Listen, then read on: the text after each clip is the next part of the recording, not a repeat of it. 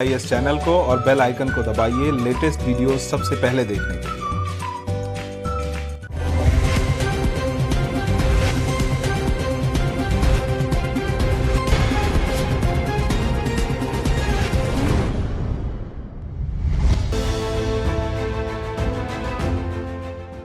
हाल ही में ओडिशा राज्य के सिमलीपाल बायोस्फीयर रिजर्व में काफी भयानक रूप से आग लग गई।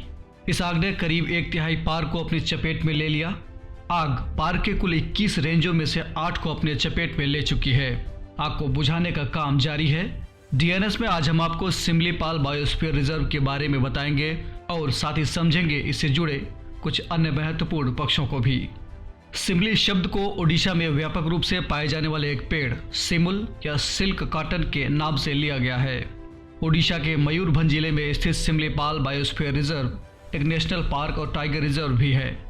भारत सरकार ने साल 1994 में इसे बायोस्फीयर रिजर्व का दर्जा दिया था। सिमलीपाल बायोस्फीयर रिजर्व साल 2009 से UNESCO world network of biosphere reserve का हिस्सा है। इस रिजर्व में टाइगर और हाथी के अलावा तमाम प्रकार के पक्षी भी पाए जाते हैं। यहाँ एरेंगा और मनकीर दियाह नामक 2 प्रमुख जनजातियाँ पाई जाती हैं।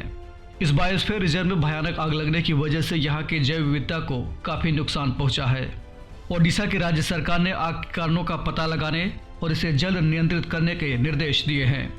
बता दें कि बायोस्फीयर रिजर्व अथवा जैव मंडल रिजर्व में वन्य जीवों और प्राकृतिक संसाधनों की सुरक्षा, रखरखाव, प्रबंधन या पुनर्स्थापन इन सिटू संरक्षण विधि के तहत किया जाता है। इसके अलावा इन बायोस्फीयर रिजर्व्स का प्राकृतिक और सांस्कृतिक महत्व भी होता है।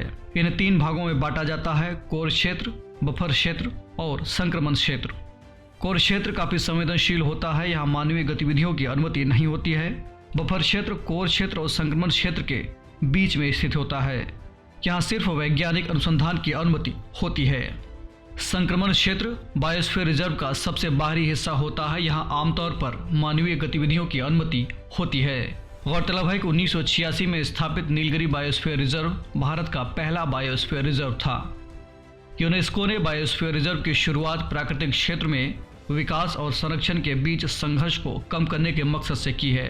बायोस्फीयर रिजर्व का चुनाव राष्ट्रीय सरकार द्वारा किया जाता है। इसमें ऐसे ही रिजर्व्स का चुनाव किया जाता है जो यूनेस्को के मानव एवं बायोस्फीयर रिजर्व कार्यक्रम के अंतर्गत तय न्यूनतम मापदंडों को पूरा करते हैं। साथ ही ये बायोस्फीयर रिजर्व के वैश्विक नेटवर्क में शामिल होने के लिए निर्धारित शर्तों का भी पालन करते हैं। बायोस्फीयर रिजर्व के रूप में चुने जाने के लिए तय मापदंडों की बात करें तो इसे प्रकृति संरक्षण के लिहाज से संरक्षित और कम से कम अशांत क्षेत्र होना चाहिए। पूरा क्षेत्र एक जैव भौगोलिक इकाई की तरह होना चाहिए और इतना बड़ा होना चाहिए जो पारिस्थितिकी तंत्र के सभी पौष्टिकता स्तरों से आने वाले जीवों की आबादी को संभाल सके। प्रबंधन प्राधिकरण को स्थानीय समुदायों की भागीदारी अथवा सहयोग सुनिश्चित करनी चाहिए ताकि जैव विविधता के संरक्षण और सामाजिक आर्थिक विकास को आपस में जोड़ते समय प्रबंधन और संघर्ष को रोकने के लिए उनके ज्ञान और अनुभव का लाभ उठाया जा सके। और ऐसा क्षेत्र जिनमें पारंपरिक आदिवासी या ग्रामीण स्तरीय जीवन यापन के तरीकों को संरक्षित रखने की क्षमता हो ताकि पर्यावरण का सामंजस्यपूर्ण उपयोग किया जा सके।